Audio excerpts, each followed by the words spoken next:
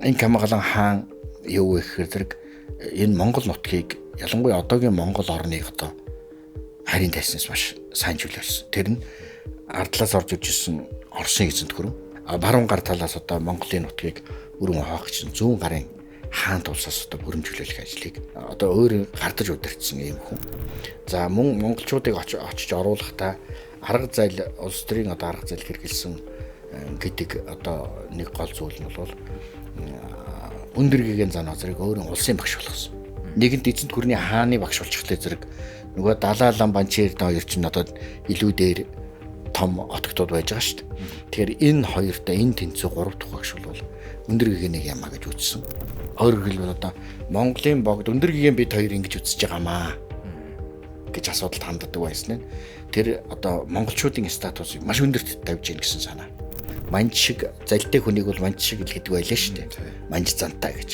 Одоо бүр Уба орчин гээл одоо тэр үеэс ахвал 1630-аад оноос харьцаад эхлэхэд л монголчууд аюултай тогшин хэлсэн үгэндээ биш. Аюултай улсад авахгүй юу? Тийм учраас тэднийг арга ивээр тогтоож байгаа. Тэднийг нөхөрлөж тогтоох. Тэрсэд байх юм бол улсад ч аюултай, тэдэнд ч аюултай. Тийм учраас одоо эднэрийг бол ингэж одоо нөхөр болгож одоо тогтоох механизмуудыг хэрэглэнэ л гэж одоо бодож ирсэн шиг байгаа юм. Одоо хамгийн шуналтай улсууд бол халахууд. За ерөөсөө ингээл жил болгоно хаанд бараалахад нь лалт мөнгөгээд байдаг илүү нэхэд л байдаг. Тий. Ийм гэж. Тэр шунлын тухай асуудал биш юм л да. Тэгэхээр тэрийг бас доромжлоод хүмүүс нөгөө энэ төв Монголоод доромжлохын тулд хэрэгэлдэг л дээ. Үгүй ерөөсөө хөрөнгө оруулалтыг нэмэж авах. Хөрөнгө оруулалтыг илүү өгсөн хэрээр нь байлгаал тэрийг бүр тэлээд байх гэдэг бол эдийн засгийн сонирхол. Энэ бол аливаа бүсдгийн хөгжилтэй л холбоотой асуудал юм. Бас нэг завшаа нь юу гэхээр зэрэг хятадууд манжийн эсрэг тэмцэж эхлэхдээ манжийг бол жинхэнэ манжуудыг бол бүр өнцгөө устгахаар бас одоо хятадын олон сая хүнч. Тэгэхэд нөгөө манжаа өөрөө ямар ч шатлаг болсон байх юм шүү дээ. Тэгэхэд нь монголчууд энд манжийг бас зогсон. Дараа нь хятадууд манжуудаа зохиж явж байгаад гинт нэг юм ухаарсан. Үшээ бид нар манжуудаа зохихгүй эсгүй ба штэ. Манжуудыг харин ингэж аваад манж жингүрэн чи манай хятад юм шүү гэж бид нар зарлах хэрэгтэй байж. Тэгсэн чинь Монгол зонгоо салаа явчлаа штэ баларлаа нэг байдаг. Гэт дараа нь хятадууд ч одоо ухаарад 1915 оноос эхлээд манжийг бид нар залгамжлана гэж ярьж эхэлсэн штэ. Өдөртөө бүхэнд энэ өдрийн мэндийг хүргэе. Илтгэн медиа, Илтгэн подкаст эхлэхэд бэлэн болоод байна. Өнөөдөр бид Манжчин гүрэн болон Инх Амгалан хааны талаар ярилцах болно. Өнөөдрийн дугаарт түүхч, сэтгүүлч Бадам Самбуу ах маань хүрэлцэн ирээд байна. За, өдрийн мэнд. За, танаас яг Манж үндэстэн хаанаас гаралтай гэхээс төрүүлээд нэг сэдвийг асуучих гэж бодод байна. 1691 онд халахын ноёд Долон нуурт Манжчинд дагаар орсон зүгээр нэг бууж гисэн үйл явдал биш. Тэр үед Монгол дотор халах, ойрд зүүн гарын зөрчилтэй гаднаас Орос манж хоёр тэлж байсан. Ийм нөхцөлд халахын ноёд манжид түшиглэхийг аюул багтаа сонголт гэж харж байсан байж болно гэж байна. За эндээс нэг асуулт гарч байгаа нь юу гэхээр хэрвээ монголчууд манжид дагаар ороогүй байсан бол өнөөдөр Монгол улс гэж байх байсан уу? Гэт таны үнцгээс сууж байгаа асуулт. Миний үнцгээс үү? За яг миний үнцэг гэхээс илүүгээр ер нь түүхэн талаас нь ярил зүгээр нэг. Хоёрдугаарт ер нь түүхэн үйл явдал нэгэнд яваад өнгөрцөн бол түүнийг тэх байсан, ингэх байсан гэж ярих нь одоо учир зүйн хувьд бол буруу гэж үздэг. Гэвч тэгсэн бол яах вэ гэдэг энгийн асуулт. Энгийн амьдрал дээр одоо бас асуулт байсаар байдаг. Тэгэхээр Монгол хэрвээ халах одоо зүүн гарын улсад зохигдоод тэгээ одоо авралыг олж чадаагүй бол яах байсан бэ гэж. Тэгээ Монгол улс бол юу сөрөх байсан. Одоо Монгол улс гэж баг байхгүй байх гэж ингэж үздэг хүмүүс бол бай. Ягаад гэвэл энэ чинь нөгөө төр төсний уламжлалтай байж байгаа хамгийн гол төв хэсэг нь новчж байгаа гэсэн үг. Төрийн байгуул, угсаа залгамж, түүний мэдрэмж, иргэншлийн төв хэсэг нь байхгүй болчихж байгаа. За тэгээд тэрийг зохиод нэгтгэх гэж байгаа гэдэг юм уу? Эсвэл тэрнээс шон зунгаа авах гэж байгаа тэднийг байхгүй болгох гэж байгаа хэсэг нь ямар хэсэг байсан бэ гэхээр зэрэг тэр нь бол төр төсний уламжлалгүй дөнгөж шинэхэн улс байгуулсан яг төв голомттойгоо мөчөөрхөгч угсаатны бүлэг. Тэд одоо нэг халахыг гэдэг юм уу өөртөө авлаач гэсэн улс тогтнох боломжгүй гэж үзэж болно. Тэрний үг гэхээр зэрэг халгаалал ер нь угаасаа маш олон угсаатны бүлгийн нэгдэл учраас маш том. Орон зайн хувьд ч, амбицийн хувьд ч, соёлын хувьд ч, хүн амын хувьд ч. Тэгэхээр тийм том хэсгээ бүр зах хязгаартанд байж байгаа шинэхэн байгуулж байгаа хэсэг нь удирдах боломжгүй. Эдийн засаг, улс төр, цэрэг, зохион байгуулалт, үнэт зүйл гэдэг юм уу бүх талаас хүлээн зөвшөөрөх боломжгүй. Тэгэхээр нөгөө том хэсгээ жижиг хэсэг нь удирдахтай зэрэг хүлээн зөвшөөрөх боломжгүй байвал тэр бол эц төгсгөлгүй хямрал болдог. Тэгээд бүх нөөцөө бардаг. Ийм одоо логик зүгээр одоо гүн ухааны гэх юм уу, амьдралын гэх юм уу, туршлагын логик одоо харагдаж байгаа. Тэгэхээр тэр бол Монгол улс үндсэндээ Монгол үндэстэн бол сүрч байгаа хэлбэр. Энэ загвар нь өөрөө аль ч үндэстэн дээр ямар ч газар тавиад үзэхэд адилхан. Нөгөө том гол мөхлөг хэсгээл захын хэсгүүд нь нэг юмар гарч ирэл агсам тавиал дуусгачихвал тэр гэрүүл тарж идэг. Тэгэхээр ийм загвар байсан байхаа гэж ингэж хэлдэг нэг. Хоёрдугаарт тэр одоо алхавдаг төгсөн 100 гарын ч одоо манжтай гэдгээд одоо байлцсан тийм ээ. Тэгээд тэрийг болохоор зөв манжтай байлдах зорилготой байсан юм шиг ойлгодог. Тэр бол буруу. Манжтай ерөөсөй байлдаггүй. Байлцсан ямар шалтгаантай өгөхөөр халахыг зохих гэж л байлцсан. Халахыг хөөж авж байгаад манжтай толгорчдаг. Халахыг хөнөөх гэж байж байгаад манжийн хүчийг их хоримтлуулцдаг. Халах нь холбоотон болоод бууж өгч нөгөөдөгтөө харьяат болонготой нөгөө талын дээр эзэнт гүрний хүчийг хоримтлуулж нөгөө одоо 100 гараа зохих гэж ингэж дайрдаг ийм хэлбэр. Тэгэхээр зэргийн үйл явц бол маш ноцтой үйл явдал. Хэрвээ одоо Монголын төв хэсэг буюу мөхлөг төр төсний уламжлал бүхий тэр хэсэг нь одоо мөхлөгөө хадгалж үлдэж чадаагүй болвол буулт хийгээд ч юм уу эсвэл бусдын дээр доор ороод ч юм уу үндсэн завгараа хадгалж үлдэж чадаагүй бол Монгол байхгүй. Тэгээ энийг бол одоо манай Монголын төвх сонирхдаг хүмүүс, Монголын төвхийг зохиомлоор нь итгэдэг хүмүүс, тэр социалист төвчдийн одоо ярьдаг байсан зүйлд итгэдэг хүмүүс, өөрсдөө их оронч одоо Монголыг халахууд урваад бид нэр аврах гэжсэн гэж боддог тэр хүмүүс л сайн бодох ёстой. Өөрөөр хэлбэл энэ бол сүрлийн төвх байсан. Монгол улс манжийн харьяанд орсны хамгийн сүүлчийнх нь ягаад халахаар тооцдог гэхээр энэ бол 6 түмэн улс гэж Батмөнх Даян хааны байгуулсан 3 гол мөхлөгийн нэг нь. Ерөөсө 6 түмэн дотор хааны харьяа, жононгийн харьяа, хунтайжийн харьяа гэж 3 гол бүлэг байсан. Хаан жононгийнхан аль хэдийн манжид орцсон. Хунтайжийн бүлэг буюу одоо энэ ер нь гэрсэн жаалаар хунтайжийн удам төвний удмынхан үлдсэн нэг кластер л үлдсэн байсан. Тэр хэсгийг эцэслэн зогсож байгаа. Тэгэхээр энэ бол шат дараалан Монгол бол одоо яг сүрж гисэн.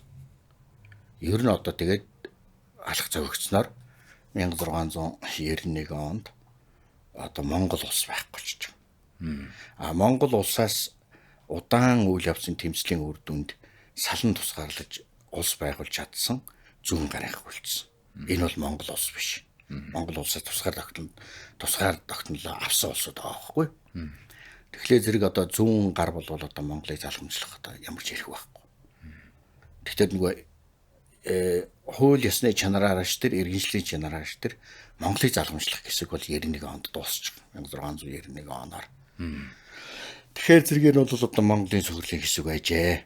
Тэрэн дотор яг одоо хаан жонон хунтайжийн хэсгүүд дотор хизээ хэн нь улс байгуулсан бэ гэхлээр зэрэг тэр жонон хунтайжийнхан буюу одоо Төв Монголын хэсэг, халахууд гэж хэлдэг хэсэг тийм ээ. Тэр нь одоо монголчуудын төр төсний уламжлалын төв тэнхлэг болж исэн тэр хэсэг дахиж зэхэж болсон нь Монгол улс сэргэх нөхцөл бий болж байгаа. Тэд нэр санаачилж байгаа, тэд нэр тэмцэж байгаа, тэд нэр завшаан олдож байгаа. Тэд нар бас л ахаад янз бүрийн арга хэрэгжилж хагаад эргэж тусгаад тогтнож байгаа ийм шалтгаан юм. Тэгэхээр бол тэр үе бол монголчууд хоорондоо долгилцоод сүрж байсан үе. Энэ одоо шийдлийг бол оруулалт гэж үздэг.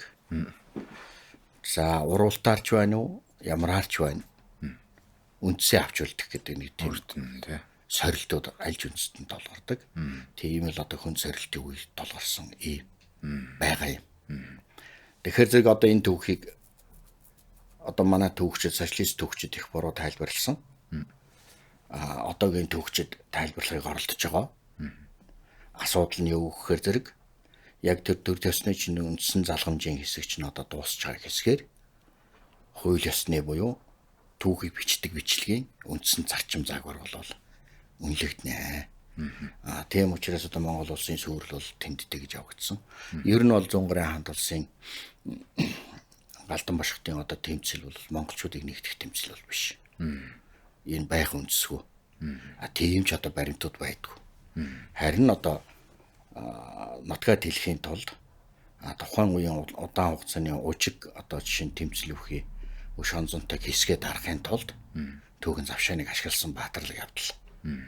Түүнийг бол нэг тийм юу гэдгийг мөчөдгөн үнцэг хараад тайлбарлаад буруу онлоор тайлбарлаж байгаа. Ангиж үзлийн онлоор, социалист үзлийн онлоор, марксист байдлаар тайлбарлаад тэгээд ерөөсөө монголчуудыг бол юу гэдэг тийм түүхийн хувьд яг тийм ухаалаг биш байсан.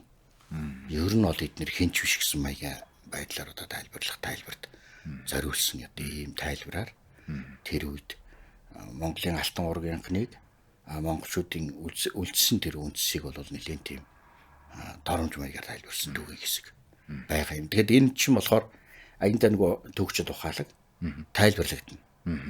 Зөвхөн барууныхын ч гэсэн гадныхан орсууд яг монголчуудын социалистуудыг дагаа тайлбарлагдсан. Гэхдээ эн чинь эргээд харахад тийм биш байхгүй одоо баримтууд нь. Ийм л явдал болсон. Аврагдахын тулд гол мөхлөх нь бол эзэнт гүрний хаяад төссөн. Тэгтээ буцаад эзэнт гүрний хүчийг ашиглаад одоо манчин гүрний хүчийг ашиглаад өөрсдийн дайснаа дарсан. Ийм л болсон. Тэгээ нэг үгээр бол зөв шийдвэр байсан гэж үзэж шүү дээ. Одоо зөвх нь юу юм амиа аргалахын төлөө л тэмцсэн эцэст нь тусгаарлагдана гэж мэдээч байж мэдэн шүү дээ. Ямар ч байсан тухайн нөхцөл байдалтай өөрсдөө аврагдаж үлдээд үндсэн тогтолцоогоо авч үлдээд тэгээд өөрсдийг нь одоо хүнд байдалд оруулсан дайснаа дарах. Ийм л. Манж үндэстнийг ярихад бол яриагаа бол мэдээж хаанаас гаралтай, хаанаас үүсэлтэй гэсэн ярих хэрэгтэй баг те. Тэгээ маш олон хүн манжийг мэднэ, манжчин гэж бол сонссон байгаа. Гэхдээ яг хаанаас гаралтайг бол тийм ч олон хүн мэдэхгүй байна. Тодруулж хэлэхэд Монголын тусгаар тогтнол гэдэг юм уу монголчуудын хамгийн сүүлд одоо дараад өөрийн харьяандаа оруулж Монголыг мөхөөс олсол манж. Тийм ээ. Тэгэхээр одоо манжчин улс гэдэг чи одоо хаанаас гаралтай ямар вэ гэдгийг бид нэр сонирхох хэрэгтэй. Тэгэхээр манжчин улсын одоо дарлал ноёрхолд одоо монголчууд байсан. За Монгол бол энэ манж гэдэг чи одоо юу юм гэдгийг одоо хүмүүс зарим хүн баг мэддэг. Тэгэхээр манжийг хятадтаас ялгадгүй нэг хэсэг хүмүүс байж. Юуны өмнө манж бол хятад биш гэдгийг хэлэх хэрэгтэй. Энэ монголчуудтай илүү ойрхон. Гэхдээ монгол биш. Ийм хэсэг. Ер нь бол манжийг хятадтаас хэн ялгадгүй юм бэ гэхээр Оросууд ялгадаг. Тэм учраас Оросын түүх хүчлэгт манжийн түүхийг хятадын түүхш бичдэг. Монголчууд дотроо манжуудыг хятадуудаас ялгадгүй хэсэг нь баруун монголчууд. Тэгээ баруун монголчууд л зэрэг манжийг хятад гэж боддог. Гэтэл манж гэдэг нь болохоор зэрэг хятадыг 1616 оноос өчтэй болж гарч ирээд 1644 онд хятадыг иргэшээлдээ оруулсан өөр үндэстэн. Зүүн хойд одоо Солонгосын нааталт байдаг. Монгол Солонгос хоёрын донд байдаг нэг том үндэстэн байна шүү дээ. За эднэр бол зөрчид гэж нэрлэнэ монголчууд. Эртнээсээ зөрчид гэдэг байсан. Тэгэхээр зөрчдүүд бол одоо хятадыг эзлэхэд 20 жил. За монголчуудыг одоо манжид одоо халахыг эзлэх нь 91 он гэвэл 36 оноос 91 он чи хэдэн жил болж байна. 36 он 60 жил. Тийм 60 жилийн дараа одоо Монголыг эзэлсэн. Хаалхыг эзэлсэн. За үүнээс одоо жишээ нь ахаад нэг 60 жилийн дараа Зүүн Гарын хаант улсыг мөхөөсөн ийм түүхтэй. Тэгэхээр Зүүн Гарын хаант улс мөхснөөр монголчуудыг бүрэн оруулсан гэж үзвэл монголчуудыг мөхөөгд ерөнхийдөө нэг 100 гаруй жил шаардсан. Монголын үндсэн одоо хууль ёсны тэр хааны улс болоод Унтаажийн улсыг мөхөх энэ алхыг мөхөх хүртэл нэг 60 жил ингэ шаардсан юм л одоо түүхтэй. Тэгэхээр манж нар бол ямар гарвалтай хүмүүс вэ гэхдээ зэрэг манж бол бүр эртний одоо 3000 жилийн түүхийн өмнөхөр ярих юм бол одоогийн Лядун одоо хойд шар мөрөн гэдэг юм да, баруун хойд зүүн хойд шар мөрөн гэдэг тэр бүсээс гаралтай. Тэндээс ер нь Евразийн нүүдэлчдэг гарсан гэж үзээд байгаа юм баг. Одоо энэ төргийн өвөг дээдс ч гэсэн Монголын өвөг дээдс, манжийн өвөг дээдс бол одоо энэ хянганы нурууны зүүн урд талаас. Тэгэхээр тэр хэсгийг одоо эзэлжүүлсэн улсууд ер нь бол манж нар бол 2 удаа эзэнт гүрэн байгуулсан. 1 удаа эзэнт гүрэн байгуулсан зөрчтийн алтан улс. Зөрчтийн алтан улс яаж гарч ирсэн юм бэхээр зүцэн алтан улс монголчуудын өвөг дээдсүүлэх хятан гэж одоо улс байлаа шүү дээ. Монголчуудын одоо энэ төв Монголоос арай өөр хэлбэртэй өвөг монголчууд хятан улс гэж байлаа. Тэр Кядан гэж манайхан яриад байдаг Оросын юугаар тийм ээ. Хятныг мөхөж гарч ирсэн улсууд. Тэгээ хятныг зохино гэдэг ч одоо Монголын өвөг дээдсийн нэг байгуулж байсан улсыг зохиод 100 гаруй жил улс байгуулад тэгээ тэр зөрчтийн алтан улс гэдгийг Монгол улс мөхөөсөн. Одоо Чингис хаан улс байгуулад 1311 оноос эхлээд манжийн эсрэг зөрчтийн алтан улсын эсрэг давталж эхэлсэн.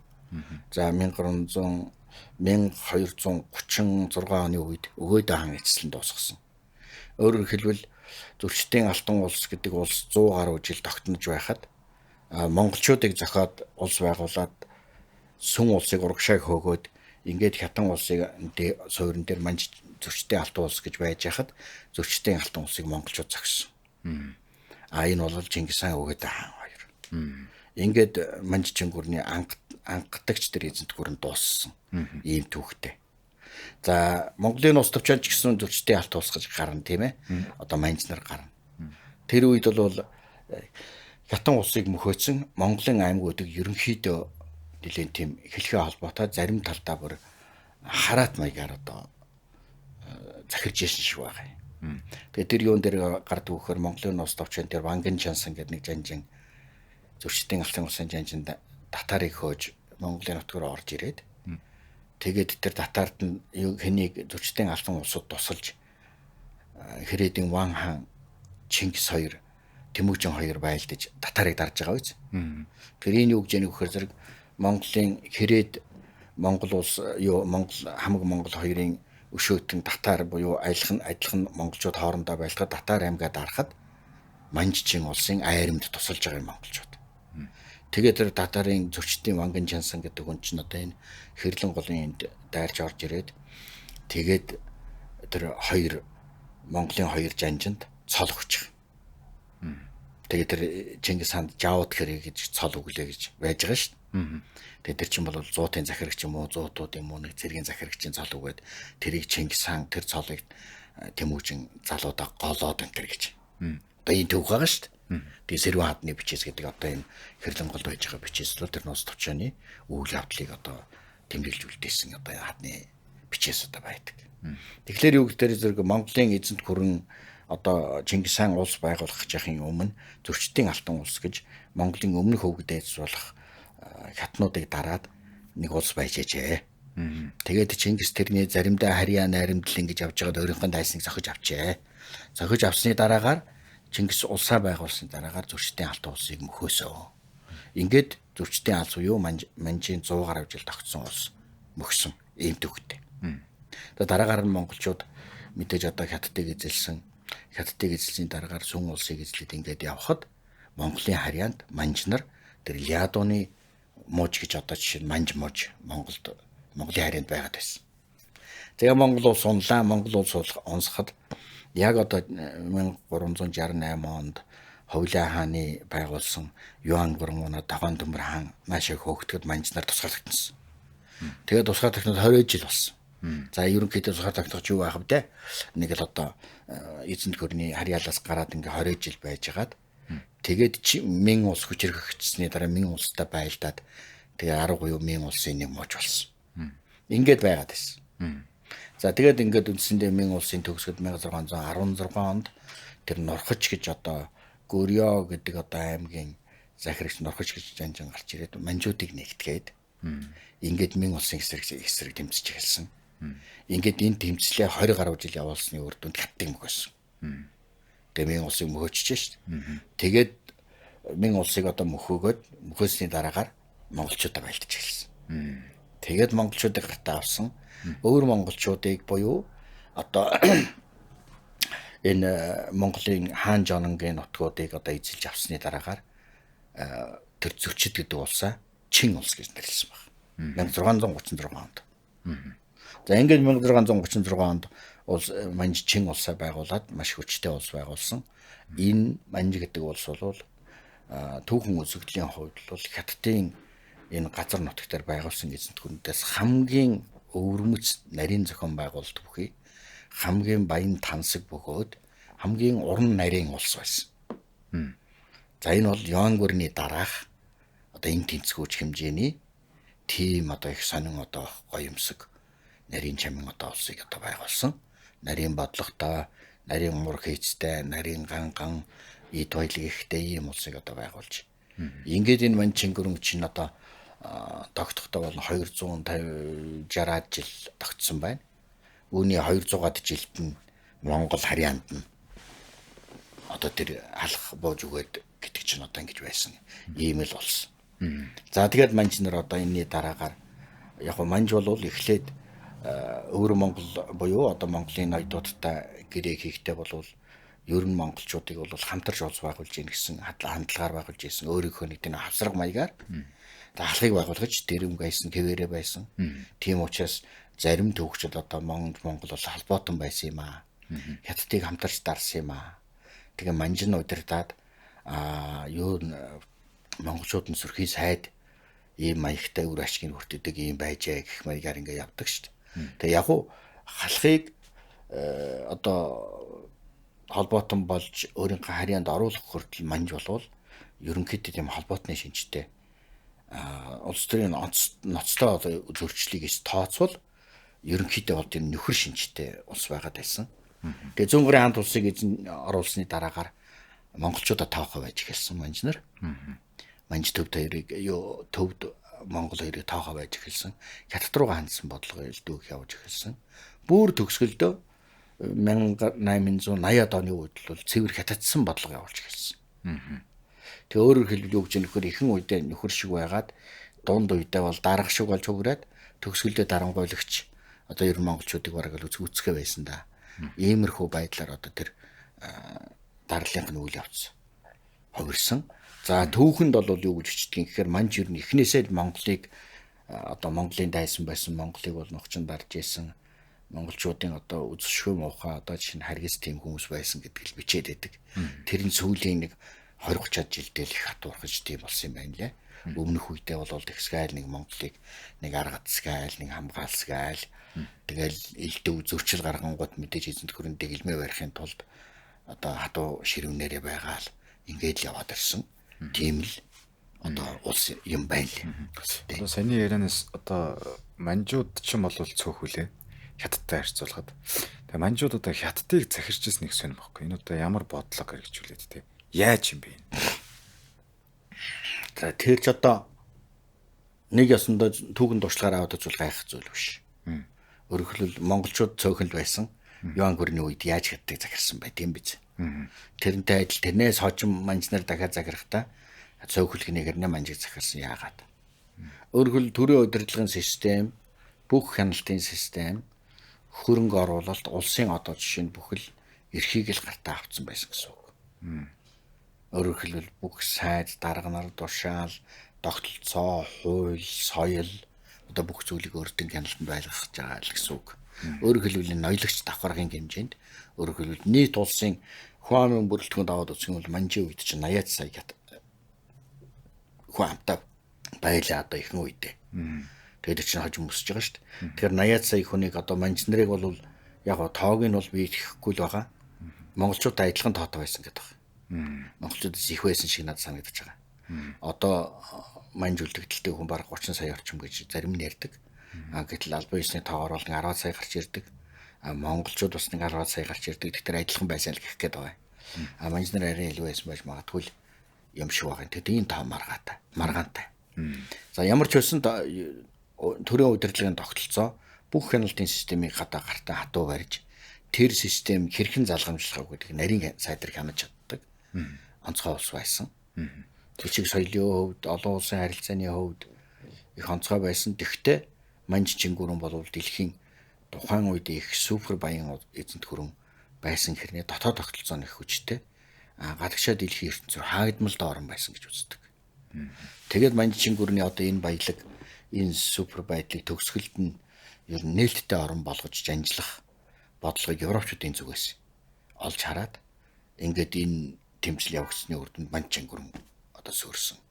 Ийм одоо төвхтэй юм байна. Одоо нэг манжиг тэгж ярьдаг штэ. За зарим хүмүүс бол бүр хятад гэж бодоод байдаг хүмүүс бол байна те. Гэхдээ хятадаас илүү Монголтой илүү өргөд идэх те. Одоо ингээд манж бичгийг харангууд Монгол бичигтэй аягүй төстэй байгаад идэг штэ. Одоо манж соёл, Монгол соёл ер нь төстэй зүйлс аягүй их байгаад идэг штэ. Энэ одоо яг юунаас болоод? Яг манж, Тунгус, Монгол, Түрк гэдэг энэ гурван одоо үндэстэн угсаатны одоо иргэншлийн дархацыг бол Алтай язгуурын хэлний бүлэг буюу зүүн хойд Азийн нүүдэлч иргэншлийн соёлын суурьтай ийм одоо үндэстнүүд гэж үзээд байгаа. За тэгээд олон талаараа эднэр бол нөгөө хэлн, хувцсан, ахуй соёл нь олон талаараа ингэ нэгдэж идэг. Тийм учраас эднэр бол ээлжлэн нэгнийгээ улс болж захирж ирсэн. Жишээ нь монголчууд нэг хэсэг захирал байхад түргүүд нэг хэсэг гарч ирээл захирал, нэг хэсэг манжнаар гарч ирээл, манжнаар ч одоо 2 удаа гарч ирж одоо бараг захирсан гэж би саяын төвхөнд ярьлаа шүү дээ, тийм ээ. Түргүүд бол 1-2 удаа байх. Одоо яг уу ерөнхийдөө нэг төргийн төрүүчийн яриан дээр гарсан шиг 3 төргийн үе гэж байгаа бол 300 жил тийм ээ. За бусад үед нь бол ихэвчлэн монголчууд ч гэдэг юм уу, монгол гар балтнууд ч гэдэг юм уу ингээд захираад ингээд ирсэн. Тэгэхээр манж бол манжийн тэр одоо хувцас эдүлгийн соёл, оюуны соёл нь бол ер нь монголчуудтай нэлээд олон талаар зарим талаараа бүр нэгт уялдан, зарим талаар ижил төстэй байна. Жишээлбэл одоо монгол бичгийг манжнаар бол Монголоос авсан. Одоо Манжчин гүрнийг байгуулад эхлэхдээ л одоо монгол бичиг яг энэ одоо согд бичигнээс уйгур монгол бараг зэрэг авсан гэдэг. Тэгээ энэ бичгийн соёл явж хагаад Манжчин гүрэн чинь улс болгоод Чин гүрэн гэдэг улс байгуулахдаа монгол бичгийг авч байгаа. Нөгөө хятад бичгийг авахгүйгээр монгол бичгийг аваад ягаад тэгэхээр энэ бол нэгдүгээр эзэн гүрэн байгуулж ирсэн. Хоёрдугаар бидний адил, ижил төрөл үндэстэн бидний ах дүүс холбоотон гэдэг утгаар ийм янз янзын юмнуудыг яаж яагаад одоо авсан гэдэг.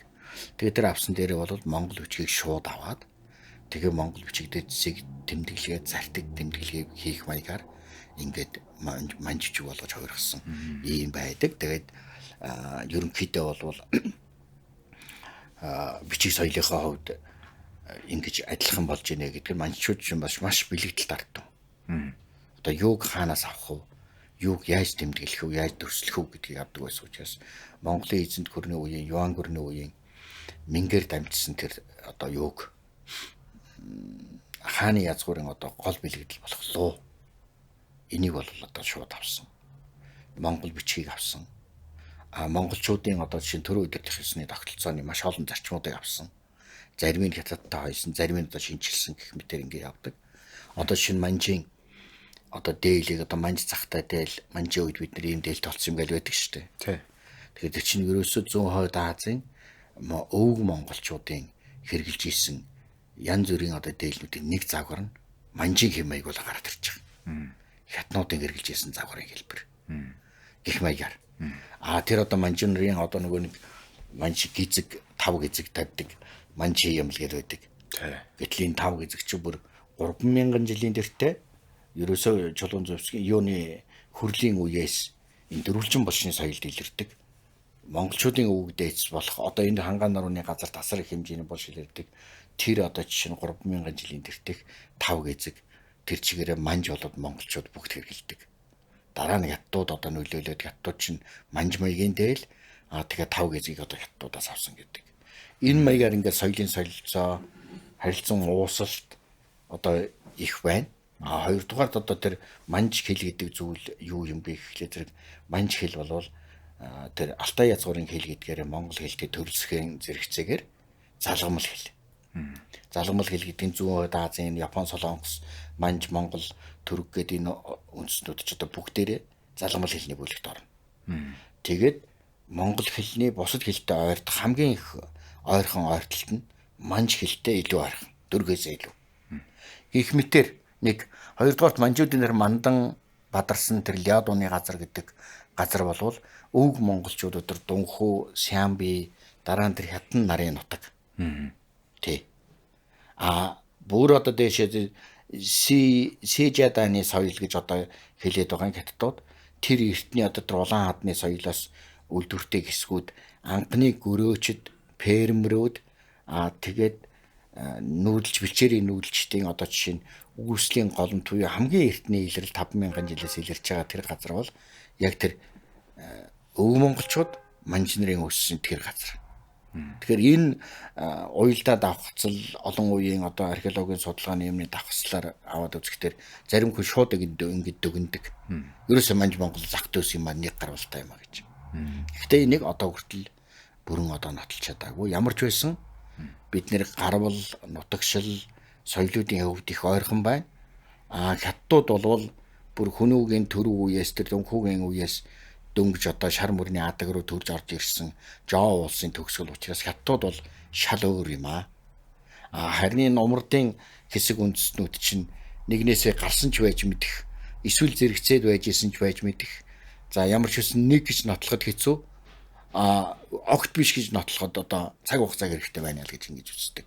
Ийм. Тийм учраас олон хүн манжийг бол тэр хин бас ингэж байгаа шүү дээ. Тэр өндөр гигийн одоо зүүн гарт зохигдоод яг чаргагүй болчоод хоёр эзэнт хөрөн Орос манж хоёр талаас төрөөд ингэ шахаад хомж яхаа энэ үед алийг даах уу гэдэг одоо том яри хөрө болсон гэдэг одоо тийм домог яриач үе сурвалж дээр тэмдэглэсэн юм бэ. Тэгэхэд өндөр гигийн бол одоо үзэл ойлголт ахуй нэгтэй юм. Дээлний зах нь адилхан юм гэж. Ингэ сонгосон гэдэг ийм домог яриатай. Тэгэхээр дээлний зах гэдгээ босоо захыг хэлж байгаа мó, дашуу захыг хэлж байгаа мó бүүмэд. Энэ ямар ч байсан бид нар бол их илүү ойрхон юм. Нөгөөх нь ядглал царай зүсийн сах болоод орцгон хойрсон байлгүй тийм ээ. Тэгэхээр зэрэг ийм юмаа гэж ингэдэг. Ингэхдээ тэр тийм зүүн хойд Азад бидний ойртолтын Монголч ах дүүсгүй үндэстэн гэдэг байгаа шүү дээ. Тийм өнчирсэн үндэст. Бидэнд холын хамаатан байна гэвэл одоо манж төрөв хоёр байж магадгүй. Тэгээ цааталт нь Солонгос, Япон байж магадгүй. Ер нь бол Хүнүүгийн тэр хатуу зөрчил буюу Жоо улсын одоо энэ зөрчлийн хэлхээ зараар аваад үзэх юм бол Хятад умардын нүүдэлчд гэдэг зүйл бол эрс өөр зөрчил, эрс өөр иргэншил үний хүртэл үргэлжлэж байгаа юм байна гэдг нь ерөнхийдөө батлагддаг. Тэгээ нэг манж нэг иймэрхүү. Тэгээ нэг одоо миний сая ярьснаас үзэгчд юу гэж ойлгох юм те мөн чимшиг биш чимшиг ах туу. Тий. Одоо юу саймшраад байхаар зүгээр биднийг даралж исэн, биднийг 200 оногсон, бидний бас зарж байсан гэх мэтээр ингээл үзээлөөвл одоо бид нэрээс нэг тустай. Ийм л юм. Зүгээр одоо угсаатны 100 онол юмар аваад үзэхэд бол энэ бол өөр үндэстнүүд. Холбоогүй гэсэн одоо дүгнэлтэн дээр байдаг. Тэр археологийн олдвор бусад соёлын нийлэг байдал, орон зай, иргэншлийн хамааралтай байдлаар аваад үзэх тэр юмыг яаж мэдэх бид чинь нэг ч юм билүү гэсэн шиг маягтай ийм болдог. Тэгээ ер нь яг зэрэг дайны уламжлал, тэр морь тайрам, нүүдэлч амьдрал гэдэг бүгд талаараа бол ер нь монголчуудаа их төстэй. Төстэй гэж ер нь дөрөг зарим талаараа ах төс. Одоо соёл ярьж байгаа юм чи шашин бол заавал ярих хэрэгтэй баг. Одоо нэг ийм үг байдаг шүү дээ. Шарын шашин бол монголчуудын сүнсийг аварсан байж болох сэлмийн мохоос юм а гэж үг байдаг шүү дээ. Шарын шишгээр манай Монголд яаж нөлөөлсөн бэ? Ялангуяа цэргийн хүчинд. За, ер нь бол яг үедээ шарын шашин аливаа юм хоёр талтай биз. Тийм ээ. Социализм, коммунизм ч гэсэн бидэнд эерэг тал өгсөн.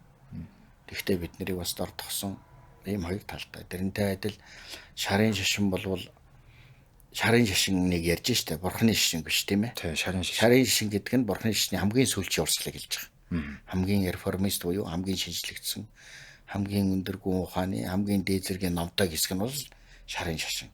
Энэ бол Монголын эзэнт гүрний дараа гарч ирсэн. Буюу 14-р зуунаас хойш гарч ирсэн шашин. Тэгэхээр 14-р зуунаас хойш гарч ирсэн шарын шашин монголчуудад яаж нөлөөлсөн юм бэ гэхлээр Монгол улсыг аврах гэж шарын шашныг урьсан баг юм. Төмөдийн алтан.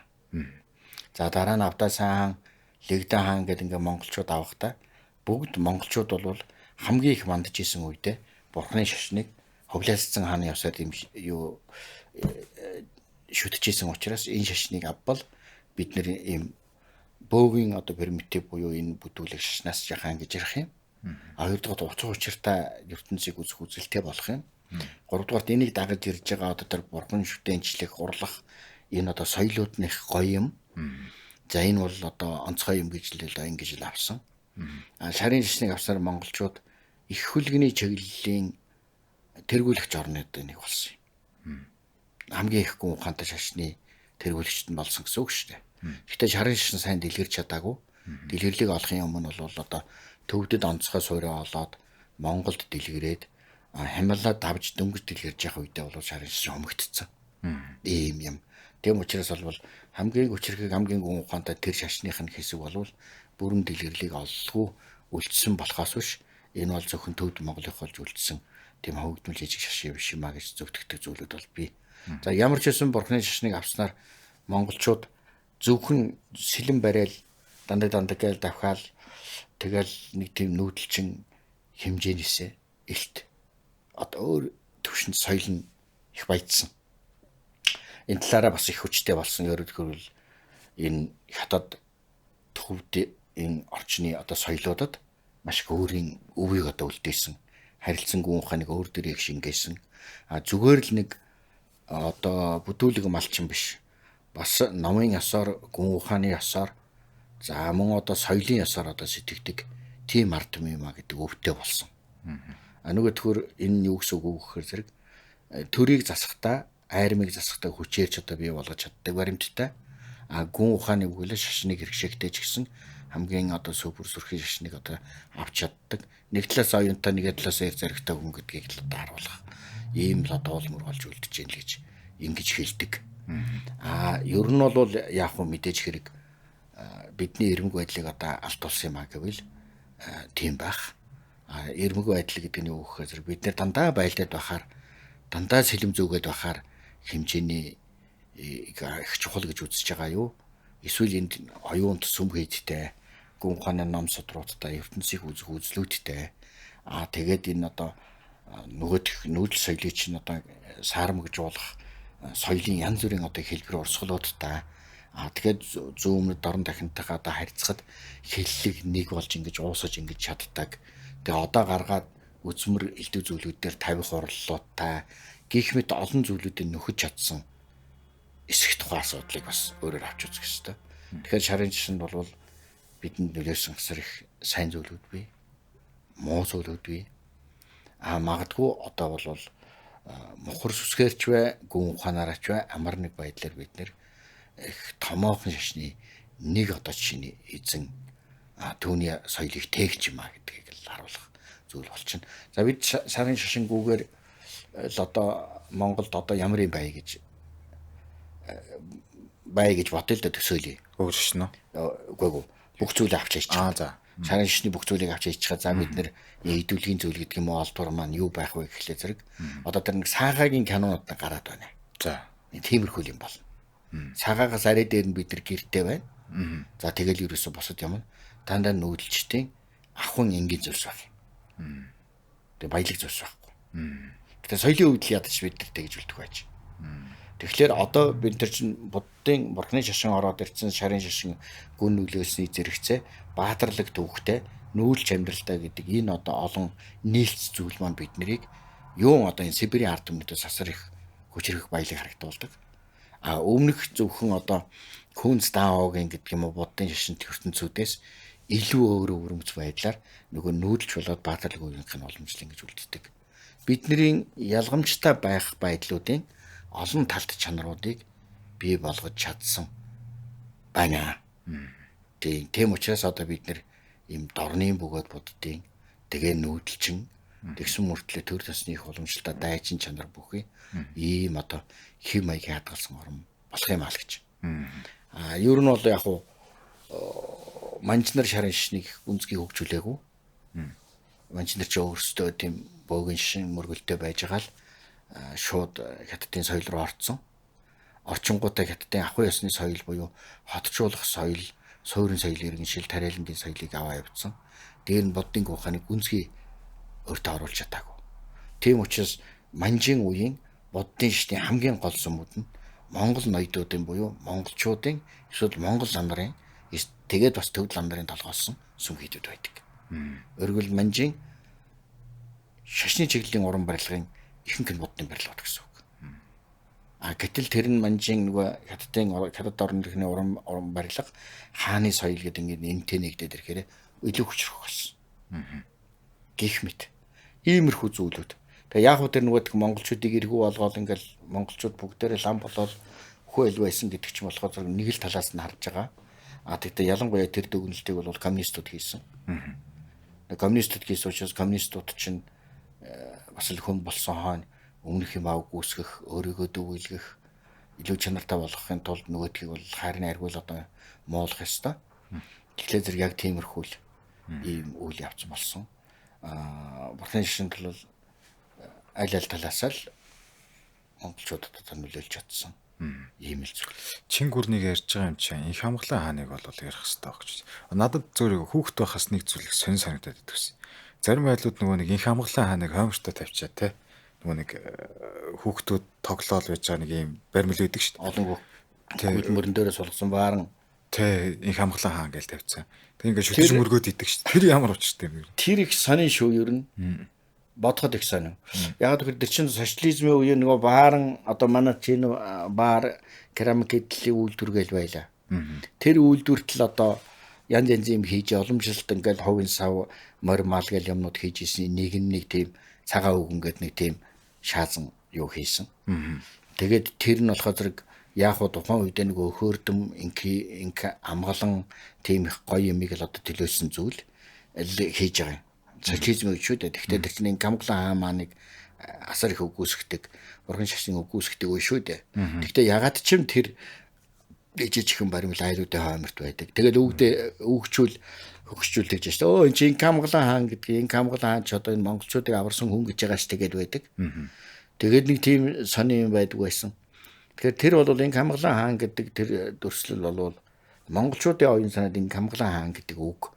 Үгийнхээ утгаар тэгж буугаад байгаа мó үнэхээр Канси хаан буюу тэр камглан хааныг тэгж одоо энэ төв монголчууд одоо хүндэлж дээлдэг байсан уу гэдэг нь бол өөр асуудал. Гэхдээ энэ камглан хаан гэдэг тэр манжи хааныг Монголын аврагч гэдэг одоо тийм ойлголт одоо ухамсарласнаас уу зүгээр яриа хөөрөөгөр ингээд амжаад өнгөрсөн үү иймэрхүү байдлаар одоо байдаг юм байсан. Тэгэхээр энэ камглан хааныг тэгж төсөөлөх монголчуудад байсан, төв монголчуудад. Төв монголчууд шүү дээ. Энэ камглан хааны нөгөө монголчуудыг харин онцгой анхаардаг байсан гэдэг шүү дээ. Одоо зарим талаар хамгаалдаг байсан ч яриад байдаг шүү дээ. Одоо энэ талаар ярил одоо яаж юу хамгаалж, яаж илүү онцгой. Яг нь ер нь бол хамгаалсан гэдэг чи одоо бидний энэ ярины ихэнд гарч байгаа төвхтэй холбоотой. Монголын одоо хамгийн сүүлд үлдсэн энэ голомт төв хэсэг болох хаалгачууд бол маш хүнд байдалд орсон. 100 гарын хаан тулсууд зохигдоод мөхөхөд хүрсэн. Язгуур угсаа бүх тогтолцоогоо алдахад хүрсэн. Ард түмнүүдээ алж хадуулахад хүрсэн ийм үед одоо тэр түшээ тан гэлж байгаа шүү дээ. Түшээ тан жахунд орж. Ингээ камглан хаанд дагаар орж явах то. Би бол энэ бүх тэмцлийн эцэст ойлж байгаа шүү дээ. Энэ бүх тэмцлийн эцэст би ард иргэдэд хамгаалж чадлаа. Таны ивэлд өглөө. Та бол биднийг ивэгч их одоо дээд хаа юм аа. Ингээд тэгээ энэс хойш камглан хааныг болоо Чингис хаан мэд ивэлтэй гэж бас үзэж ирсэн ийм учиртай. Тэгэхээр энэ бол Монголын одоо төв хэсгийнхнийг одоо эзэнт гүрний ивэл даваад өөрийнхөө харьяат болгоод тэгээд одоо дараа нь нутагтан төхнүүлэх ажлуудыг бүгдийн зохион байгуулсан. Тэгээд энэ камглан хаан ч юм бол 1622 онд нас орсон хүн байна. Тэгэхээр 1622 он хүртэл Иманж Чингүрний сэргэн мандлын хамгийн хүчрэх үеийг бий болгосон. Өөрөөр хэл Манж Чингүрний хувьд бол яг Хоглон хаан юм уу Чингис хаан. Хамгийн нөлөөтэй гэсэн үг, хамгийн зөв тогтолцоог бий болгож өгсөн хаан гэсэн үг. Хамгийн удаан суусан хүн. Тэгээ 1662 онд бол хаан болсон. Тэгээд 1622 ихтэй 60 жил хаан суусан байна тийм. 60 жил хаан суухдаа бол яг Манж Чингүрний үндсэн 4 төрхийг тогтоож өгсөн. За энэ хүний одоо тэр Манжийн түүхүүдэд бодлогын бичиг тэр л одоо минь улсын магад хууль гэдэг олон юмнууд ингээд ханхад маш их тийм энэрэнгүү бөгөөд зохицонгон аргаар бүгдийг зохицуулахад зориулагдсан сургаалтай хаан байсан байдаг. Тийм учраас одоо эхлээд тэр хажуугийн тэр жижиг улсуудыг эсвэл өмнө төвийн тогтоож байгаа улсуудыг эхлээд аргаар үзэх гэж үзнэ. Тэгээ бүр болохгүй бол зэрэг босгодог. Тэгээд энэ Инкамгалан хааны үед бол хэд хэдэн зүрхий одоо бослогод гарсан. За тэгээд тэр чи одоо Сахарын Бүрнэ ван гэж Монголын одоо анхны одоо Манжийн эсрэг том тэмцсэнгүй юм да. Тэр хүний одоо бослого их одоо хүүхэд байхдаа одоо дарахыг одоо үзсэн. Өөрөө бол хожим тэр үе сангоо гэж одоо хятадын босгочдыг бас дарсан. За тэгээд халахыг өөртөө оруулсан, ойрдыг өөртөө оруулсан. Энэ нөгөөх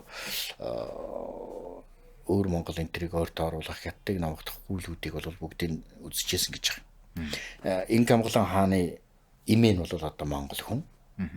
За тэгээд энэ хүн бол ерөөсөө амьдралдаа хамгийн том аян дайнууд хийсэн Монгол руу аян дайн хийсэн. Тэгээ Монгол руу аян дайн хийж байгаа нь юу гэж байгаа юм гэхээр зэрэг ерөөсөө халахыг өөрийнхөө нүмерт авсан учраас халахыг өмгөөлж 100 гарын эсрэг аян дайнуудыг одоо 3 удаа зохион байгуулсан.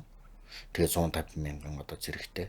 Тэгвэл тэр юун дотроо бол өөрийнхөө харим дотор заавал халахын вангуудыг, халахын ноёдуудыг бол хошуугаар нь одоо цэрэг харим байгуулж дайсын дарж өгөх гэж ингэж авсан. Ийм хүн. Тийм учраас энэ Төв Монголынхан их таатай үздэг байж. За сүүлдээ Манж Чингүрний бүгдийг муулаад ирэхлээр зэрэг нөгөө Инкамгаланч адилхан одоо муу дарангуйлагч одоо хаан болсон юм байдаг. Инкамгалан хааны дараа Инкамгалан хаан ч н одоо халахчуудыг өөрийнхөө улсад одоо тэр 7 нуурын чуулганд тагаар оруулахдаа Манж Чингүрний эзэнт гүрний түүхэнд хамгийн том чуулганыг хамгийн том одоо ёслолыг хийсэн. Тэр юу гэж юм Чингис хааны язгуурын хүмүүсийг бүрэн гартаа орууллаа гэдэг одоо баяр баясгалангийн ёслол хийсэн. Энэ Монголын 550-аад ноёдуудад одоо их шагнал хэрэг мөхч Манжийн харьяат болгож ингэж байхдаа Чингис хааны дээд удмынхны үнд одоо ингэж юу яаж хөндлөж одоо би их юм томсол хийж байгаа маа гэж. Тэр нь бол яг удаа нөгөө талаараа тайлбарлах юм бол одоо монголчуудыг аргадж байгаа, залилж байгаа одоо хэлбэр болж байгаа юм. Ингэж их хүндэтгэж Манж Чингүрэнд одоо оруулж ирсэн нэг. Хоёрдугаар Инкамгалан хаан юу гэхээр зэрэг энэ Монгол нутгийг ялангуяа одоогийн Монгол орныг одоо харийн тайснаас маш сайн чөлөөлсөн. Тэр нь ардлаас орж ирсэн Оросын эзэнт гүрэн зүүн гар талаас баруун гар талаас одоо Монголын нутгийг бүрэн хуваахч 100 гарын хаан тулсаас одоо бүрэн чөлөөлөх ажлыг одоо бие даан одоо өөр гардаж удирдсан юм хүн. За мөн монголчуудыг очиж оруулахдаа арга зал улс төрийн одоо арга зал хэрэгэлсэн гэдэг одоо нэг гол зүйл нь бол өндөр гэгээн зан азрыг өөрийн улсын багш болгосон. За энэ юу гэж байгаа юм бэ гэхээр зэрэг ер нь бол дорны эзэнт гүрэн болвол төр шишин аяр хослон барьдаг тийм ёс бол Юан гүрнээс хойш тогтсон.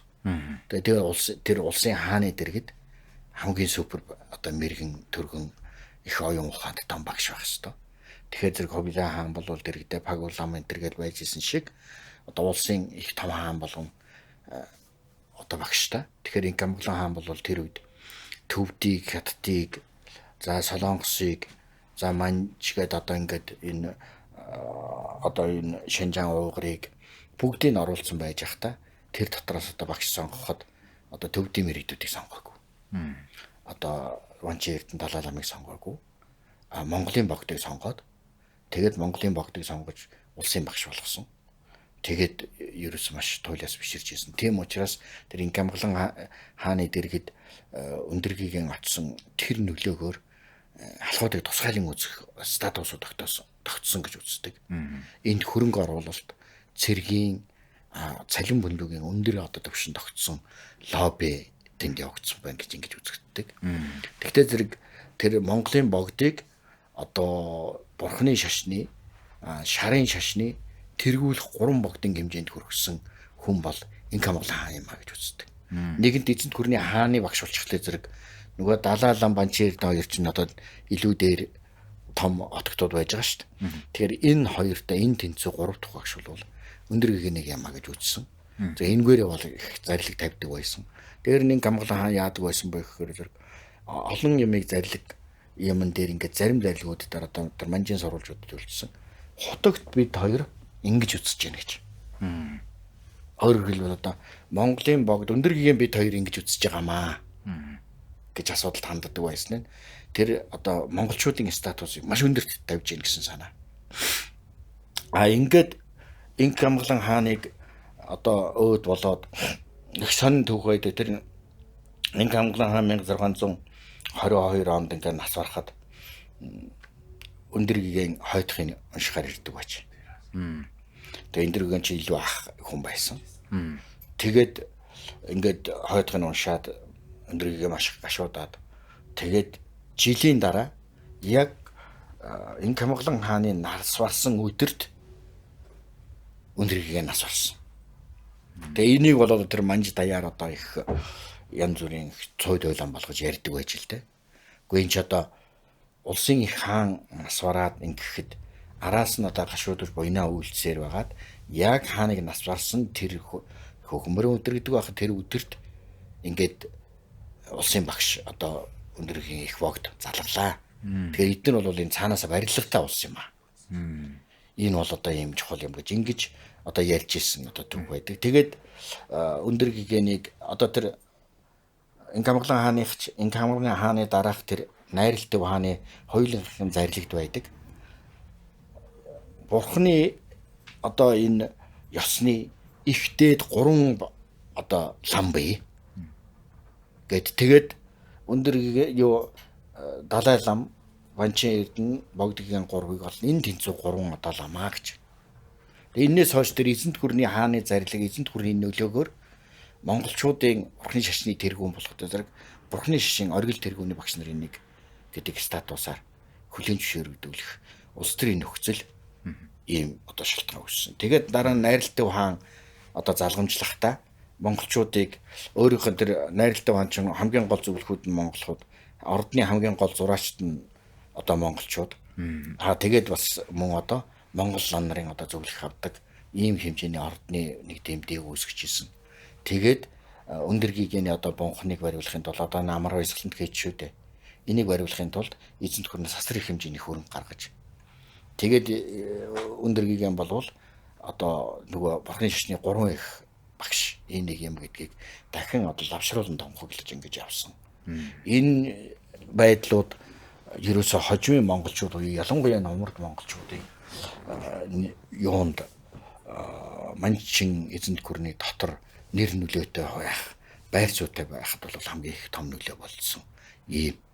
Тэгээ ер нь Инк Камгалан хаан бол монголчуудыг их одоо гүндлэн үздэг ийм хүн байжаа гэж ингэж яригддаг. Энэ дэр одоо нэг асуулт дургаад байгаа юм л та.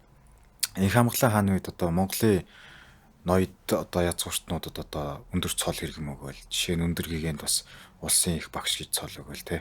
Тэнгүүт монголчуудад илүү таатай хандсан байдал гээл. Эдгээр нь улс төрийн бодлого ажиллах уу? Нэг талаас монголчуудыг үнэнч байлгах. Нөгөө талаас газар зүйн хувьд одоо хойдлоо одоо хамгаалуулах ч гэдэг юм. Ер нь яг угаасаа л тийм. Одоо эзэнт гүрний хаан гэдэг бол зөвхөн сүсвширлэр асуудалд хандах, залмихээр асуудалд хандах гэхээс олон зүйл байгаа. Ер нь бол Монголын одоо умард хязгаар яг Инк Камгалан хааны үед халахыг эзэлж авснаар л тогтсон. Яг халах бол одоо умард нутгаа яг Галдан башхтын дайн үүссэн сул умард нутгаа орсууд их халдсан хэдий боловч тэр чинь ерөөсөө шууд Инк Камгалан хаан ерөөсөө халахын нутгийг хуучин байснаар нь тэлж тогтоох асуудлыг л нэгдүгээр бодлого болгохдоо халахын оюутуудын үг хэлээр явсан. Чи одоо нөгөө тэр нутгийг Инк Камгалан хаан гэлж байгаа шүү дээ. Би бол энэ халахын нутгийн хааг хүрдгийг би мэдэхгүй. Энийг Монгол ноёд мэднэ. Монгол ноёд мэдхийн дотор тэд дундаа одоо цэцэн жонон мэднэ гэж. Цэцэн жонон гэдэг нь Нэпүзэр. Тэгээд Монголын одоогийн нутаг тэгээ баруун тишийн алтаад авдаг энэ нутгийг бол тэр Нэпүзэрийн одоо тогтоосон. Инк Камгалан хааны одоо ерөнхий л одоо тэр зөвлөмж юмнуудаар одоо жишээ нь хүүхэд байхдаа л Инк Камгалан хааны үед очсон юм байлээ. Тэгээд рефьюзерын гिचэн бол рефьюзерын нарын нэлээд олон одоо Монгол залууд язгууртнуудыг бол манжийн их мэрэгчлэнүүд болгож одоо бэлтгэсэн. Тэгээд хожим тэр хүмүүс нь энэ одоо хаалгын нутгийг засаглах болоод энэ хязгаар нутгуудыг тогтоох энэ газар нутгийн баруун болоод хойд талыг одоо жишээ нь хэвийн тогтоох энэ байдлуудыг бол нэлээд тэгж чармаалттай гаргасан ийм байдаг. Тэгэхээр зэрэг энэ Гамгалан хааны бодлого бол тэр монголчууд найртай хандаж байгаа нь бол сүүлдээ монголчууд юу гэж утсан бэхээр ер нь манж шиг залтай хүнийг бол манж шиг л гэдэг байлаа шүү дээ. Манж зантай гэж. Тэгээ яг нь нэгдүгээр тэдний улс төрийн бодлого, дипломатын бодлогынх нь хэв маяг тэгээд тогтсон шиг байгаа юм. А нөгөө талаас бол асар их зайл хэрэглэж тогтоож ирсэн. Яг тэгэхээр монголчуудаа чинь одоо бүр ууба орч ингээл одоо тэр үеэс ахвал 1630-аад оноос харьцаад эхлэхэд л монголчууд аюултай тогшин хэлсэн үгэндээ биш аюултай болсод авахгүй юу. Тийм учраас тэднийг арга ивээр тогтоож байгаа. А тэднийг нөхөрлөж тогтоох. Тэрсэд байх юм бол улсад ч аюултай, тэдэнд ч аюултай. Тийм учраас одоо эднэрийг бол ингэж одоо нөхөр болгож одоо тогтоох механизмуудыг хэрэглэнэ л гэж одоо бодож ирсэн шиг байгаа юм. За тэрийг бол хэд их мушгин говьлаад зүгээр л манж ингээл дандаа аргалаал ингэх гээд байсан гэдг нь нөгөө талаасаа манайхны чирхэ шиг байсан монголчууд өөрсдөө санал тавьж ирсэн үндсэн тогтолцоогоо авч үлдэхийн төлөө монголчууд чинь ерөөсөө Гамгалан хааны болоод манжийн бүх одоо бодлогод дээр нөлөөлөх гэж оролдож ийлээ шүү дээ. Үндсэн тогтолцоо гэдэг нь юу юм гэхээр алтан уургийнхан байх, хошуу нутаг хязгаарыг одоо тогтнуулах, сэрэг зэвсгийтэй байх, өөрийн шашин соёлоо шүтэх гэх мэт олон зүйлүүдэд ядаж л давж үлдэхийн төлөө мэдээж манайхан ч одоо харагдаалгүй нөгөө талан ч харгалж толгойг нийлж хагаад хазаарын давруулах ийм л одоо бодлого тэнгийн талаасаа явсан. Үүнийг бол дэвэргээд байх юм байхгүй. Үнэндээ бол Орос ч гэсэн баг үндэстнүүдийг Герман ч гэсэн өөрийн карьерныгаа хятад ч гэсэн өөрийн карьерныгаа засдаг аргууд нь энэ мэт олон янзын аргаал хэрэгэлдэг. Тий ганц манжч тийм байгаагүй. Монголч угтаа бас л Монголын эзэнд хүрэн байхдаа бүгдийг дандаа сэлмээр дарж исэн биш. Олон хүнийг одоо сайд албан тушаал хэрэгэн бихий зэрэгт дэвшүүлж ээж тийм ээ. Нөхөр болж ээж ингэж удирддаг одоо дипломат буюу улс төрийн яс. Ийм ясуудыг одоо бас аргалж ийсэн тэрэнд нь хэд аргалагдж ийсэн тийм юм байдаг. Энэ Гамгалан хааны бас нэг тогтоосон сонин зүйл юу гэхээр ялангуяа энэ Умард Монгол руу одоо энэ Ар Монгол гэж хэлээд байгаа энэ хэсэг рүү бол тавьж байгаа сайд нарыг дандаа Монгол гаргал сайднууд тавьдаг. Тийм байх ёстой гэж үздэг. Тэр нь монголчуудад арай бас нэг тийм зөөлөн тусдаг. Энэ нь бол яг улс төрийн хувьд бол тэр Монголын соёлыг мэддэг, монгол хэлтэй, монгол гарвалтай хүн удирдах нь тэднэртэйгээ илүү айлгалцна гэдэг улс төрийн бодлого байна. Нөгөө талаасаа тэр бий болгосон хэв маяг нь баг 20 дугаар зуун хүртэл үргэлжилсэн. Тэр хэв маяг нь бол энд байгаа монголчууд харьцангуй одоо нэг өөрийн мэдээж тэр улсын одоо дарлал засаг захиргаан дотор дарамт байгаа ч гэсэн харьцангуй одоо гайгүй байж ах бололцооны суурийг, тогтолцооны суурийг бол бас л одоо тэр Гамгалан хааны үед л их юу болгож тогтоосон ийм хүн байгаа. Тэгээ Гамгалан хаан бол тэр Ганси хаан гэдэг бол манжийн хаадууд дотроос хамгийн алдартай, хамгийн хүчтэй хаан. Тэгээд энэ дунд хаан юм да. Тэрнээс хойш олон хаан байсан. Ер нь энэ Гамгалан хаанаас хойш найралтай хаан бол нэлээд тийм зугаа цэнгэлийн тийм entertainment хаан байж хэм бол тэнгэр дэлхийгч хаан бол нэлээд одоо ширүүн сүрхий байлдаж явж байгаад тэгээд ер нь төгсгөл рүүгээ хатагдсан тийм хаан байж тэгэхээр энэ Гамгалан хааны үе бол хамгийн оргил одоо формат үе хэм маягийг бий болгосон тийм хаан юм байна л гэж одоо ингэж үздэг. Тэгээ нөгөө энэ Гамгалан хаантай монголчууд муудаагүй учраас ч тэр юм уу нэг тийм одоо арай талтай дуу Гамгалан хааныг дуусаад байдаг. Тэрнээс хойш хаадуудыг бол ерөнхийд нэг гисэргоо тэнгэр тэтгэж хаанаас хойш бол баг хаадуудыг аргал үзгээ байсан шиг байгаа. Яг тэр нэг атуурхаж эхэлсэн юм үгтэй мэдээж холж хүндэрсэн баг.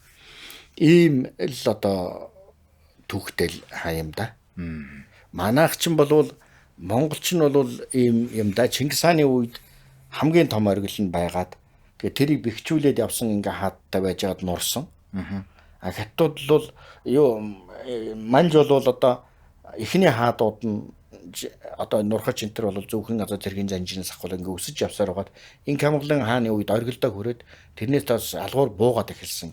Тэм хэв шинжтэй одоо нэг засаглалынх нь одоо чанар гэдэг юм уу? Улс орных нь бэхжилж гэдэг юм уу? Тиймэрхүү байдалтай байна гэж үзэгдэхээр. Одоо бид 1911 онд Монгол улс тусгаар тогтноход за одоогийн өвөр Монгол. За бид ар монголчууд нэл олон монголчууд багт. Ягаад одоо ар монгол гэж хэлдэг байгаа бид нар л тусгаар тогтносон юм. За энийг ярихын өмнө урд нь хэдий хэрэг хэмжээний нутаг хүн амд архацтай байсан. Манжийн дараа бид нэр хэдий хэрэг хэмжээний юм алдаж ядчил нутгаа тийм ээ гарч ирсэн бэ гэдгийг нэг тоомлмоор байгаа. Ер нь одоо 1650-аад оны үе гэж хэлж болно доо. Одоо Оросын эзэнт хөрөн баруун талаас төрж байгаа урдаас Манжчин гүрэн төрж байгаа үед одоо энэ Монголын нийт одоо нутгийн хэмжээ 100 гарын хаант улсыг одоо оруулаад шүү дээ. Одоогийн нутгаас одоо нэг одоогийн Монголын нутгаас 2 дахин одоо том нутаг байж. Тэгээ дэрийгээ бол Манжчин гүрнээс тусгаар тогтносын дараагаар бид нэ одоо хойд бүрээд Туваагийн нутаг урд талдаа өвөр Монголын нутаг, зүүн талдаа Хөлбөмбөр, Баргын нутаг, баруун талдаа бол 100 гарын нутаг гэдэг ингээд ийм нутгуудыг алдсан. За тэгээ энэ байдал бол Манжид орохын өмнө бол Хуваа гэдэл ерөнхийдөө эхэлсэн. Өөрөөр хэлбэл өвөр Монголын нутагчин бол ерөөсөө Захарын Лэгдэн хаан, Гордос, Хорчин гэсэн одоо 3 хэсэг байж исэн. Энэ 3 хэсэг бол 1636 онд эзлэгдсэн. За энэний дараа Халахын хаант улс гэж үлдээд одоо энэ Сибирийн нутгийг бүгд нь хамгаалаад ингээд тэмцэж байсан. Энэ үед нь хойноос нь одоо Орос төрж явах үед баруун талаас нь одоо Монгол одоо юу гэдэг юм те халахтай гэрээ хийсний дараагаар ойрдод тусгаар тогтсон. 100 гарын хаант улс байгуулсан. Тэгээд Монголд дайсагнаж ирсэн. Одоо халахуудад дайсагнаж ирсэн. Энэ явцад хойшоогоо урд талдаа бол өөр монголчууд орцсон өөр монголчууд нь халахаас авралгүйж дахиж орж ирнэ наашаа тэр сүнэд авганаар одоо орж ирж ирсэн. Тэднийг өмөрч Манжтай хийдгэд байлыг дийлээгүй.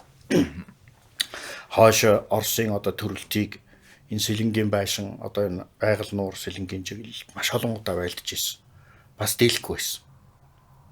За тэгжэл баруун талаас халах дотроо хагараад баруун талаас 100 гарын хаант улс гэж Монголоос тустай гарсан тусгаар салан тусгаарлсан нөгөө нөхдүүд чинь дайрч орж ирээд ингээд халах өөр оршин тогтмол бэрх болоод ингээд зүхтаад ингээд ороод тэгээ энэ хооронд Орос Манж 2 100 гарын хаант улс өөрөө бас баруун нутгийг бол авчна гэж бодож ирсэн шиг байна. Тэгээд чадаагүй. Галдан бошгод эхнийгээ давталгааны эхний 7-8 жилд л хавдын хязгаарыг завхан голоос баруун тийш төр эзгэнж ийсэн. Яг одоо авсан ч юм биш. 100 гарын хаант улс төр хүртэл тэлээчгүй зүгээр аян дайны шинжтэй ингээд дайны процесс явц тундлаа гэж өнгөрсөн. Тэгээ ийм хуваагдал байж хагаад Манжид орсон. За тэгээд дараа нь Манжид орсны дараагаар энэ янз янзын статус болт юм байна л одоо Манжид доторх монголчуудын хамгийн дээд зандааны хэм доотлон хэм гэдэг. Тэгээд тэр өндөр гэгийн одоо Манжийн хааны одоо их багш байсан тэр статустай холбоотой юм уу? Ялангуяа энэ ар халахчууд гэдэг энэ бүс нутаг бол нэлээд өндөр зандаатай үлдсэн. Ноёдууд нь одоо 36 ноён анхны хошуу одоо байгуулад яг тэр алтан ургийн угсаа залгамжлах байдлаа авч үлдээд өөрсдөө тийм нутгийнхаа хуваарлалтыг хийгээд тэгээд нутгаа чөлөөлөх дайныг удаан хугацаанд өргөжлүүлээд ингээд энд бол нэлээд тийм тусгай статустай юм явсаар байгаад халахын ноёдууд илүү цалин бонлүүтэй илүү их одоо жишээ нь тусгай сан харамжтай илүү их одоо өртөө харуулаар одоо хөрөнгө оруулалт авдаг. Тэгээд одоо Оросоос тусгаарлаж байгаа учраас нөгөө хэлхээ холбооны нэлээд том зааг болж ингэж үлдээд чухал ажил бодолтой хэсэг болсон. Тийм учраас энд чинь одоо ховд, Улаангам, Улаастай, Маймаа гэдэг одоо энэ том хотуудыг байгуулж. За худалдааны том цэгээр одоо энэ юу болж хувирсан, хүрээ болж хувирсан. Ингээд үндсэндээ бол халахын нутагт хөгжлийн энэ үйл явцууд яваад дээр нь болохоор зэрэг нөгөөх богдын залгамжилсан одоо дөрүүдийг дагаад энэ халгын тэр олон хошууд сүүлийн 86 болсон тэр хошууд ч юм бол төвлөрсөн нэгдмэл одоо юутай шүтлэгтэй. Нэгдмэл ахан дүүс алтан уургийн одоо холбоотой ийм нэг тийм өвөрмөц мож бий болж эхэлж байгаа. Би даасан. Тэгтэл яг энэ можууд шиг загварыг Шинжаан ойрдож тавиагүй. Тэнд бүр тараага хийчихсэн. Өөр монголчуудад тийм байгаагүй. Хөлбөмбөрийнхэн тийм байгаагүй. Өөрөөр хэлбэл яг энэ одоо одоогийн Монгол болсон энэ хэсгийг бол нэлээд тийм бөөцөйсөн, онцгой эрх өгсөн, эрхлүүлсэн маягийн тийм одоо бүс нутаг үүсгэсэн. За тэр бүс нутаг үүсгэсний чинь одоо халахын үед чинь давраад манжийн түүхэнд бичиж байгаа шүү дээ. Одоо хамгийн шуналтай улсууд бол халахууд. За ерөөсөө ингээл жил болгоно хаанд баргалахад нь лалт мөнгөгээд байдлыг үгээл байдаг илүү нэхэд л байдаг. Тий. Ийм гэж. Тэр шунлын тухай асуудал биш юм л да. Тэгэхээр тэрийг бас доромжлоод хүмүүс нөгөө энэ төв Монголоо доромжлохын тулд хэрэгэлдэг л дээ. Үгүй ерөөсөө хөрөнгө оруулалтыг нэмэж авах.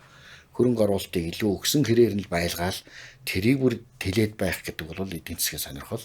Энэ бол аливаа бүснүүдийн хөгжилтэй л холбоотой асуудал юм. Тэгээд манж чин гүрэн яг энэ унах болоод ирэхэд хамгийн их тийм оюун санааны хувьд нэгдмэл буюу соёлын хувьд нэгдмэл бүс нутаг энд үлдсэн байхгүй. Өөр Монголын хошууд нэгдсэн наадамгүй, нэгдсэн одоо жишээ нь чуулгангүй, тэр чуулган нь одоо юу гэдгийг ямар нэг тийм нэгдсэн шүтэн багш дээр төвлөрдөггүй, иймэрхүү маягаар тарамдуу байхад алхад тэр нэгдмэл байдал хадгалагдчихсэн. За тэгтээ яг халахыг бол одоо хамгийн сүүлд халахыг чинь овоо юм гээд манжнаар өстэй жинхэнэ уруугч гэж бодоод ингээ явж ясан чинь халах чинь дотор их олон том бослогод гарсан. Тэгтээ манжийн эсрэг.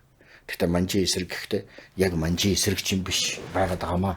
Ирэх хашаа хамгаалсан тэмцлүүд л байна. Одоо Чингэн жуун бослого байна. Ойрдод Амарснагийн бослого байна. Эдгэрч бол дандаа манжийн сайд нар байсан. Тэр сайд нар тухайн үед л нөгөө төр засагтал нөгөө орон нутгийн санхүүжилт гэдэг шиг юм зөрчилдөгтэй байлцсан улсууд шүү дээ. Түүнээс нэг тэр системийг сөрөөл нэг тийм их оронч ингээл сөрхий байлцсан юм бол ер нь байхгүй. Чингэн жуун гол бодлого бол алтаа давуулж Монголын юу халахын нутгийг тэлнэ гэж хэлсэн тэр зүйлд манжийн хан хамандаа хүрээгүй учраас л дургуйтсан бусад шалтгаанууд байсан. Амар санаа гэхэд л ойрдын ойдод хоорондоо муудалцаал амар санаа манжид оровчаал бусаж ойрдуудынхаа нийлүүлж зохиод би хаан болно гэж бодож байсан чинь манжууд нь хуурцсан чи зөвхөн хойдынхаа л хаан бол ойрдын хаан болохгүй л гэж хэлж байгаа. Тэгэхээр нэг босчихж байгаа. Тэгэхээр энэ бол нэг системийн доторх одоо зөрчил байсан болохоос биш. Тэр нэг тийм одоо социализм үеийн хөөргөдөд байсан шиг яг монголчуудыг чөлөөлөхгүй бол монголчуудын нэгдмэл эрх шиг төлөө тэмцэж байсан юм биш. Хоорондоо эдгээр чинь дургу байсан. Гэх мэтэр. Тэгээ ерөөсөө Монгол улс одоо ингээм хамгийн сүүлд ингээд тусгаар тогтнохын өмнө юу болсон бэ гэхээр зэрэг яг энэ 10 Монголын нутгаас ховдын хязгаар гэж манж жанжин амбан тустай захирдаг нэг хэсгийг тусдаад авцсан. Тэгвэл 10 Монголын бүрэлдэхүүнд байдаг мөртлөө манжийн ноён шууд захирдаг бүс. За бүр 10 Монголын нутгаас шууд авсан газруудад хөлбөмбөрийн шинэ баргын нутаг. Одоо 10 Монголд байж исэн одоо юу гэдэг нь баргууд манжийг дагах эхлэн зэрэг 10 Монголын нутгаас салгаж аваад тусдаа манжийн дотоод хошуу болгоод тэгээд 10 Монголын одоо тусгай статустай бүс нутгаас гаргачихж байгаа. Тэгээ энэ бүх нутаг чинь яг ерөнхийдөө бол нэг тийм тусгай хязгаарын шинжтэй бүс байсаар байгаад нэлээд их өөрийн одоо дотоод уугуул үнэт зүйл шин чанар нь хадгалагддаг байсан бүс нутаг. Тэгээд тэмцэл болоход одоо юу гэдгийг манж чингүрэн одоо доройтод эхлээд өөр монголчууд босч ирсэн. Өөр монголчууд босч ирэхдээ хошоо-хошоогоор босч байгаа. Тэгээ яг нэг тариачинтай тэмцсэн хятадууд олшроод байна гэж тэмцсэн маягийн юм цааш тусгай технологийн шинжтэй болоод тэмцэл болоод эхэлсэн. Тэгэхээр өөр Монголын 49 хошуу бол 49-ны зарим нь босохдоо тусдаа босоод тэгээ чадахгүй дарагдаад нэг хэрэг 10 Монгол руу зугтах, Орос руу зугтах маягаар. Гэтэл 10 Монголд нөгөөх манж нар ингээд тусдаа байлгаад байсан тэр сүүлдээ л одоо татвараар даралж ийсэн болохоос ихэнх үедээ тусдаа нэг зэгсгээд ядуу юм авах чинь байхгүй өөх юм л үгүй л үгэн гэсэн маягтай байжсэн бүс нутаг чинь торнод гараад ирж байгаа. Улс төрийн хувьд, соёлын хувьд, иргэншлийн хувьд торнод гараад ирсэн. Тэдний нэгдмэл. Тэдний бослого яасан бэ гэхээр 86 хошуу богдын дан шиг хийх хэлбэрээр чуулгана хийчихдэг. Нэгдмэл соёл, нэгдмэл хандлага бий болгох тогтолцоо хадгалж ирсэн. Тийм учраас Монгол улсын энэ бүс нутаг буюу Ар Монголын бүс нутаг тусгаар тогтнох хамгийн одоо болцоотой хэсэг болцсон. Хоошоо бол мэдээж Орос бол энэ бүрээд бол аль хэдийн Туваа хоёр бол бүрээд бол одоо юунд Оросын одоо хэсэг болцсон байсан учраас хэсэг. Тэгээ энэ шалтгаан чинь өөрөөр хэлбэл манж өөрөө хайрлаж тэнтэй гой байлгаж исэн тэр хэсэг нь өөрийгөө хадгалаад үлдсэн юм аа. Тэр нь босох шалтгаан байсан юм аа. Тэр нь гол зүрхсэд нь болох үндсүүд нь байсан юм аа. Тэр нь алтан ураг тэрээс гадна голомт нутаг болохоос ч гадна ер нь одоо тэр манжийн дотор байж оршиж исэн тэр тогтолцооны хэлбэр нь өөрөө энэ маш их одоо бусад бүсүүдийн бодвол баян бүс болсон байсан.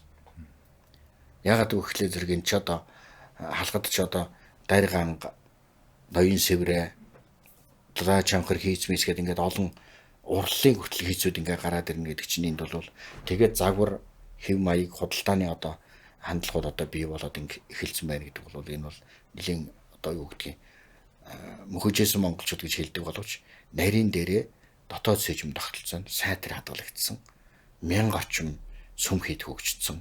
Ингээд өөрөөр хэлбэл эн чинь л нэг тийм бүрдэл хэсэг болцсон. Одоо манжийн юу гэдэг юм те тусгай хязгаар байжгаад тэрэн дээр хамгийн их зөв одоо азар гэх юм уу, ухаанаар гэх юм уу эсвэл одоо зүгээр л ингээд байж байгаа л тогтолцоо нь ингээд бүрдээд үлдсэн хэсэг нь тэр хэсэг байсан. Тэгээд тусгай техник шалтгаан нь тэр. Ер нь бол ойрдын хошуудч гэдэг юм уу өөр Монголын хошууд хоорондоо цул нэгдэх тийм урдчилсан бэлтгэл юм уу бүрдэл урдч нөхцөл байгаагүй.